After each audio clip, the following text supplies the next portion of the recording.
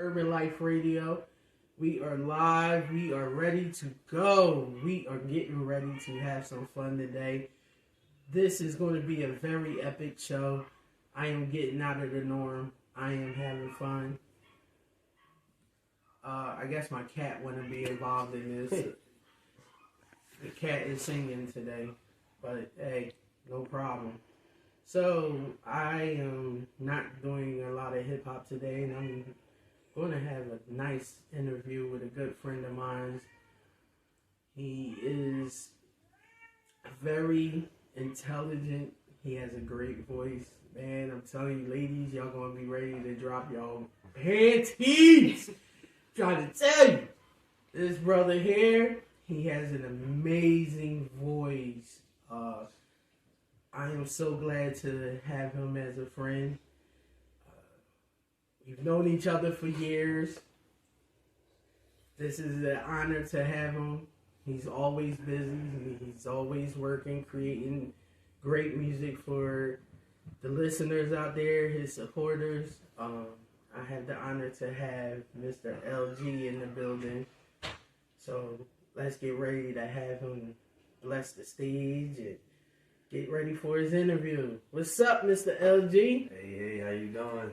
Chilling. About time you came here to visit. But you got too Hollywood for me or something? Nah, I've been busy. Just been trying to get my tracks out there and spread my wings, come out of my shell. That's what's up. I'm really glad you came. I appreciate you showing up. Next time, can you show up a little sooner? Yeah. You get too Hollywood for me. I'm starting to feel some type of way. Nah, we stay in touch. I know. But, just let everybody know what made you get into the music industry and what created you to do R&B music. I got into music, I want to say, because my mom, growing up, she always sung, was a singer. And she always wowed me growing up. So at some point, watching her sing, I was like, yeah, I want to do that. It became very close to my heart when I went through a heartbreak. And being someone who was shy growing up, I didn't know how to let it out. So I had to learn how to let it out a different way, which was music. And ever since then, I've been going hard at it. That's what's up. So, besides your mom, what other influence in the music world did you have? Chris Brown was a big one. I'd be lying if I didn't say he wasn't. I think a lot of artists. Yeah, he's very inspirational because he keeps going. No matter what obstacles he faces, he shows up with his chest up and his head up. I love his sound, his energy, and I kind of resonate with his energy because he has. I feel like he has a shyness about him that people don't really know. And I feel the same way. Because people look at me and they say, I don't think you're shy. But I feel like I'm shy. And I think that's why music is a good thing for me. But that's why growing up, Chris Brown was one of my favorite artists. So shout out to Mr. Chris Brown, So when you started writing, like, what age did you start writing your music? It's kind of funny. My work ethic is what got me here. I honestly started to really try to understand the fabrication of music. I would say 16.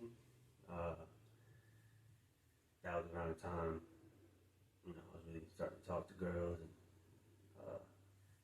starting to, met my first, real girlfriend. And, I also think around that age I went to a concert, and that was one of the other things that kind of,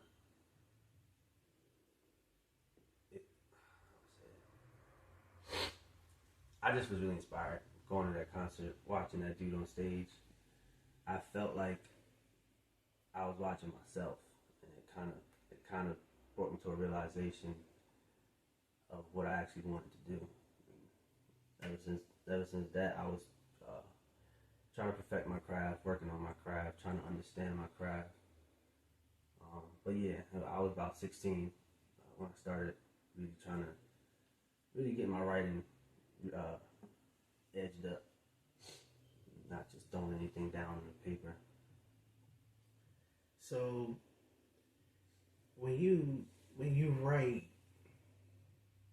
do you use your pain to write your songs, or do you just come with a different element to write your songs? I like that question. I come straight from pain.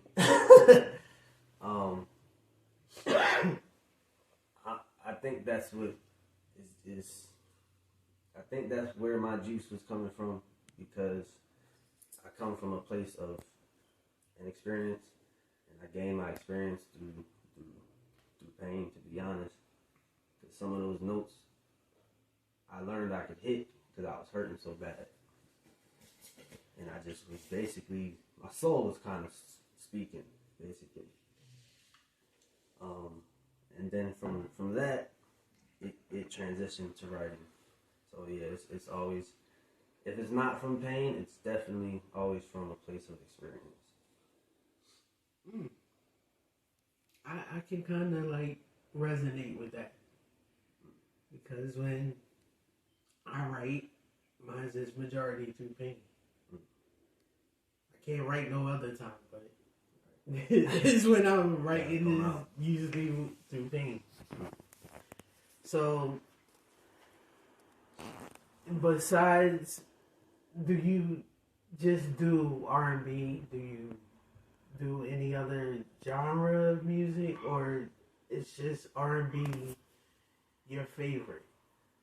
R&B is my baby.